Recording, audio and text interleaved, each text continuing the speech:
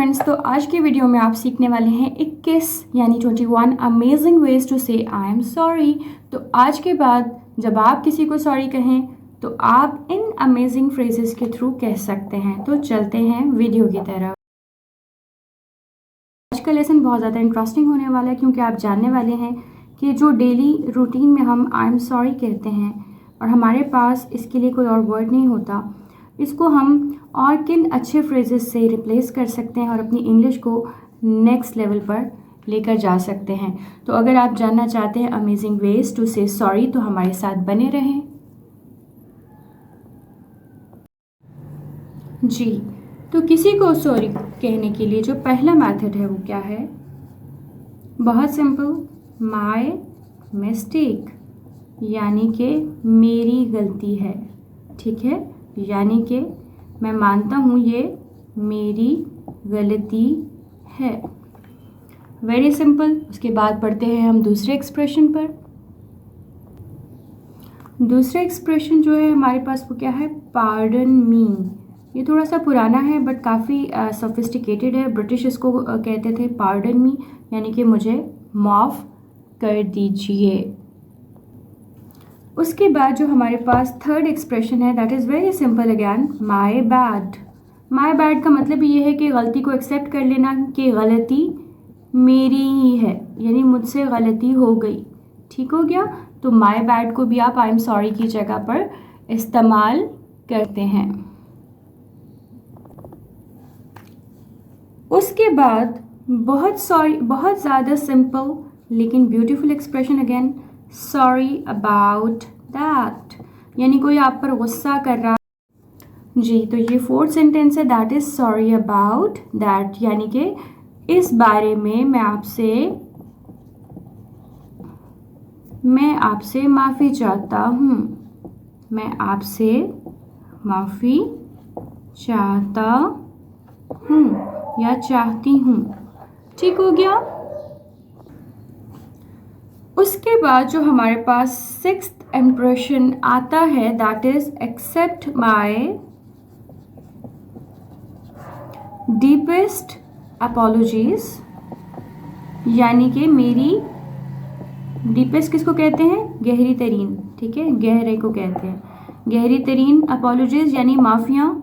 मेरी जो माफ़ियाँ हैं, जो मुझसे कोताही हो गई है वो मेरी कबूल फरमाएं। ठीक है, तो ये भी बहुत अच्छा ब्यूटीफुल और सोफिस्टिकेटेड एक्सप्रेशन है जिसको आप आई एम सॉरी की जगह यूज़ कर सकते हैं।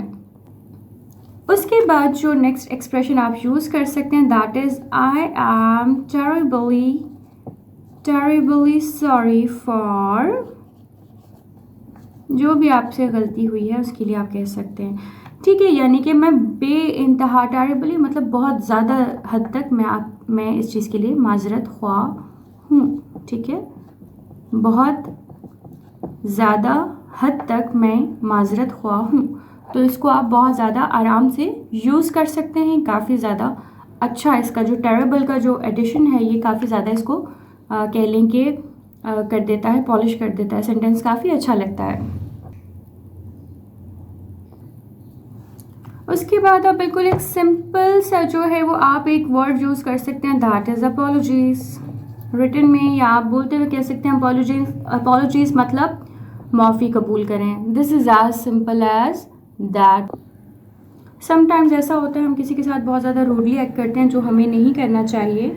तो अगर ऐसा हो जाए तो हम क्या कह सकते हैं? हम एक्सेप्ट कर सकते हैं that was root of me, that was root of me, और देन आप कह सकते हैं आई एम सॉरी, यानी कि मुझे माफ़ कर दें, या फिर अपॉलॉजीज़।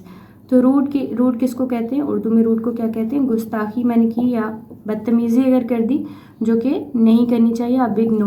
हम सबकी सेल्फ रिस्पेक्ट होती है तो हमेशा याद रखना चाहिए कि हमें ऐसा कोई भी लफ्ज़ मुँह से नहीं निकालना चाहिए जिसके लिए हमें बाद में शर्मिंदा होना पड़े। समटाइम्स ऐसा होता है कोई हमें मैसेज करता है या कॉल करता है और हम उसको रिस्पॉन्स नहीं कर पाते, तो ऐसी सिचुएशन में हम क्या कह सकते हैं? प्लीज़ एक्सक्यूज़ मी,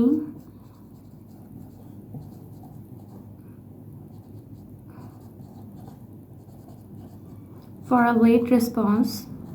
ठीक है, आप इस तरह से जो है किसी को कह सकते हैं कि एक देर से रद्द अमल देने के लिए, देर से रिस्पांस देने के लिए मैं माज़रत खा हूँ या मुझे माफ़ कीजिएगा। एक्सक्यूज़ मी को भी हम माफ़ कीजिएगा के सेंस में इस्तेमाल कर सकते हैं।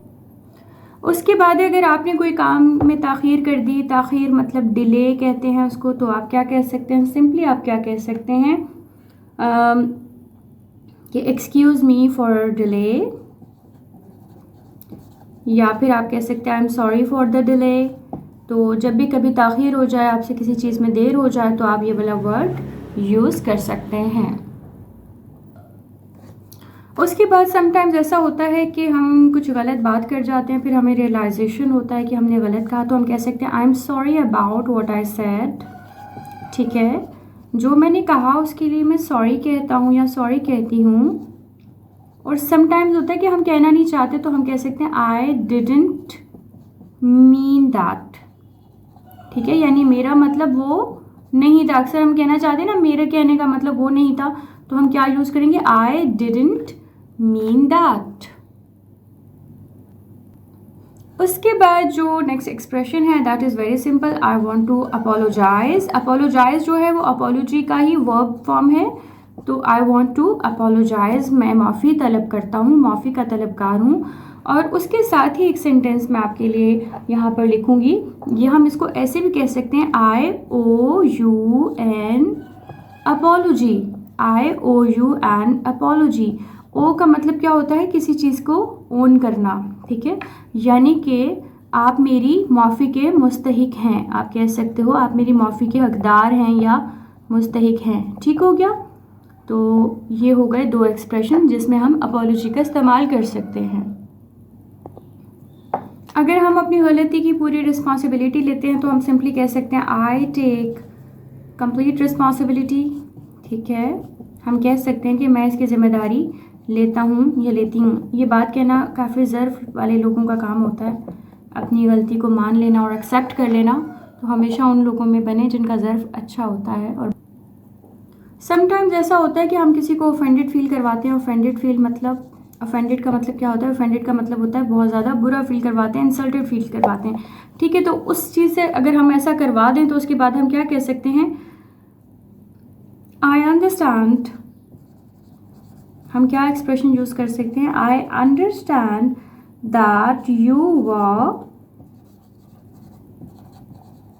ऑफेंडेड बाय माई एक्शंस या फिर माई वर्ड्स। हो सकता है कोई आपके वर्ड्स से कभी भी, अच्छा कुछ लोग दूसरों को बहुत ज़्यादा बुरा भला कह के फिर आखिर में बड़ा एक अच्छा सा एक्सप्रेशन दे देते हैं, नो ऑफेंस प्लीज़, यानी कि प्लीज़ बुरा मत मानिएगा। देखिए, बुरा मानिएगा आप कह इसलिए रहे हैं क्योंकि आपने बुरा मानने वाली बात की है, तो ये अच्छे लोगों को सूट नहीं करता कि वो कोई भी जो उनके मुंह में आता है किसी को बोलकर आखिर में कह दें नो ऑफेंस। तो ये अच्छी बात नहीं है, हमेशा लोगों से अच्छे से बात करनी ज़रूरी है। उसके बाद एक सिंपल सा एक्सप्रेशन है आई रिग्रेट। आई रिग्रेट बहुत सिंपल और बहुत ब्यूटीफुल, मुझे बहुत ज़्यादा क्या है? अफसोस है। ठीक है, मुझे बहुत ज़्यादा अफसोस है, ये आप कह सकते हैं आई रिग्रेट। एक छोटा सा इनफॉर्मल एक्सप्रेशन है वूप्स, कह देते हैं वूप्स सॉरी। ये बिल्कुल इनफॉर्मल है, आपसे छोटी सी कोई गलती हुई है तो आप जैसे कुछ कर रहे हैं, कोई प्रोजेक्ट पे काम कर रहे हैं और आपसे कुछ गलत हो गया तो कहते हैं वूप्स। ये एक कह लें कि एकदम से बेसाख्ता मुँह से निकलने वाला लफ्ज़ है। तो आप प्लीज़ मुझे कमेंट बॉक्स में नीचे बताएं कि वूप्स जो है वो स्पीच ऑफ नाउन की कौन सी कैटेगरी से बिलोंग करता है। और ये मैंने आप लोगों को ग्रामर के लेसन नंबर 2 में बताया था। एक वर्ड हमने यूज़ किया था पार्डन मी, उसी से मिलता जुलता एक्सप्रेशन है that is I bag your pardon, यानी कि मैं आपकी माफ़ी का तलबगार हूँ। बैग कहते हैं भीख मांगने को, लेकिन तलबगारी के उसमें सेंस में, यानी कि मैं आपकी माफ़ी का तलबगार हूँ या आपकी माफ़ी की भीख चाहता हूँ। आप बिल्कुल आजिज़ी में जाके कोई ऐसी बात कर रहे हैं कि आप बहुत ज़्यादा हद तक किसी से माफ़ी चाहते हैं, तो आप क्या कहेंगे? आई बैग योर पार्डन। उसके बाद हम सिंपली कह सकते हैं एक्सट्रीमली सॉरी, यानी कि प्लीज़ मुझे माफ़ कर दीजिए। बहुत ज़्यादा माफ़ी मांगने के लिए हम लोग इनफॉर्मल वे में ऑब्वियसली हम कह सकते हैं आई एम एक्सट्रीमली सॉरी। ठीक है, इनफॉर्मल क्या होता है? गैर रस्मी, यानी कि अगर आप नॉर्मल कन्वर्सेशन कर रहे हैं जो कोई ऑफिस की जगह नहीं है या ऐसी जगह नहीं है, तो आप इस तरह के एक्सप्रेशंस को इस्तेमाल कर सकते हैं। होपफुली सॉरी कहने के जितने भी मेथड्स आज की वीडियो में आपने सीखे थे वो आपको पसंद आए हैं। इनको अपनी डे टू डे कन्वर्सेशन में ज़रूर इस्तेमाल करें और प्लीज़ सबसे पहले तो कोशिश करें कि सॉरी कहने की नौबत ना आए, और अगर सॉरी कहने की नौबत आ भी जाती है तो सॉरी कहने में गुरेज ना करें, क्योंकि सॉरी कहना से आप किसी पर एहसान नहीं करते, आप सिर्फ अपनी ज़ात पर एहसान करते हैं। क्योंकि आप ये करके देखिएगा, जब आप किसी को सॉरी कह देते हैं, ये लफ्ज़ कह देते हैं, अगर आपको फील हो कि सबसे पहली बात है कि सॉरी वही लोग कहते हैं जो अंदर से बहुत अच्छे होते हैं, गोल्ड के बने होते हैं। जो अंदर से खुद अपना मुहासबा नहीं करते, अकाउंटेबिलिटी नहीं करते, वो तो खुद वैसे ही अपने आप को बिल्कुल ठीक मानते हैं, तो सॉरी कहने की उनको आदत ही नहीं होती है और वो समझते ही नहीं है कि वो कभी गलत थे। तो ऐसे तो खैर अल्लाह करे कि कोई ना हो, लेकिन इस वीडियो को वही लोग देख रहे हैं जो सॉरी करते हैं लाइफ में, तभी वो वीडियो देख रहे हैं। तो ऑलरेडी अच्छे हैं, उनके अंदर एक अच्छी चीज़ मौजूद है, वो अपने आप का अकाउंटेबल हैं, दैट्स वाई दे से सॉरी टू अदर्स। तो अगर आपको सॉरी करना पड़े तो आप इन अल्फाज में से, इन फ्रेजेस में से जो आपको सिखाए गए हैं इस्तेमाल करें, ताकि आप अपनी इंग्लिश को नेक्स्ट लेवल पर ले जा सकें थ्रू प्रैक्टिस। अपना बहुत ख्याल रखिएगा, मिलते हैं नेक्स्ट वीडियो में। अल्लाह हाफिज़।